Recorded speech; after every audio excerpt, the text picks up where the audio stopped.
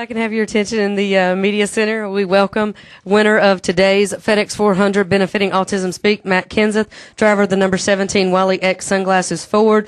Joining him is Jack Roush, owner, and Jimmy Fennig, crew chief. Matt, this is your 20th NASCAR Sprint Cup Series win, tying Speedy Thompson for 34th on the all-time list. Second win of the season, first coming at Texas earlier this year in April.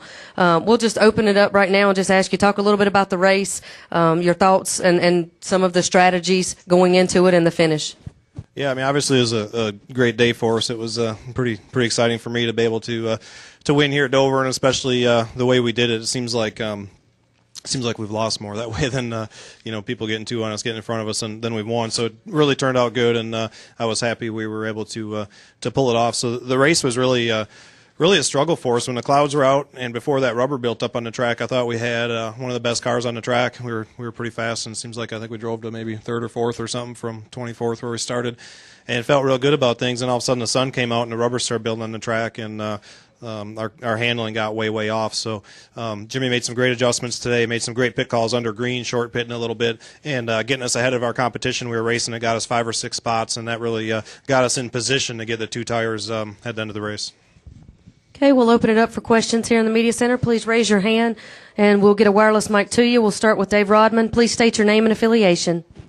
Hey, Matt, Dave Rodman with NASCAR.com. How difficult was it to get to Mark, and then how difficult was it to pass him once you got to him? Well, it was difficult. The hardest thing today for me, besides that rubber building up under green, was they couldn't. I don't know if they couldn't or won't or how it worked, but they didn't really get the rubber off the track before a restart. And what would happen if you were stuck on the bottom and the leader took off? No matter where you restart, you get all that stuff on your tires, and you had to run through it for 2 laps, and it was so much slower. One time I restarted third, and I think we were back to 8th by the second lap because I couldn't get up, and Marcos had a bad restart and got us way back there. So I was really concerned about that because Mark took the top. I was really hoping he'd take the bottom because he really likes to run the bottom. I would have felt a little better about it, but I got behind him and was able to run up on him, and with the new tires and be able to get the gas down that early, we were able to get a pretty good run on him.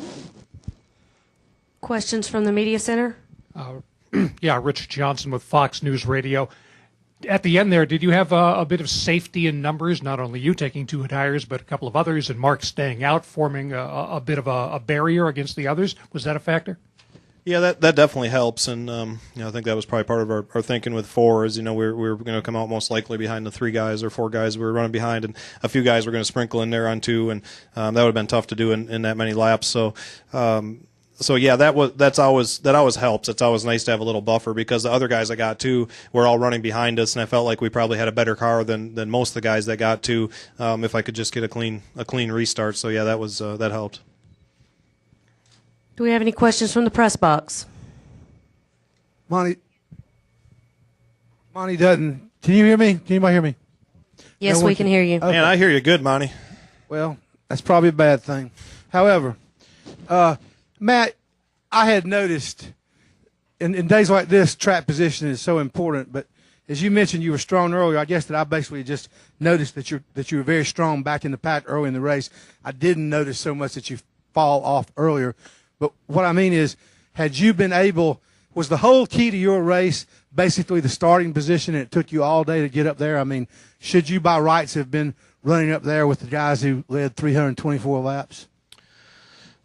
There was times at the race where I felt like we had one of the best cars, and then there was times where we were probably, Jimmy probably knows better than me on lap times, but a 7th to 14th or 15th place car. It seemed like for a while there we really fell back. So there was times in the race where we ran really good, and other times we didn't. And at the end, they were able to make some good adjustments to get it better there again at the end. So the Goodyear tires are great. We didn't have any failures or anything today, but the last couple of years, which we've talked to them about, when it builds this rubber up, it just makes it really hard to pass. And I knew that I knew one of the front 3 cars most likely on a restart was going to win the race because that rubber would build up, and it just made it a lot harder to, almost impossible to pass. I thought, at least for me it was compared to early in the race. So the last few races here, you've seen that track position was pretty important at the end of the race.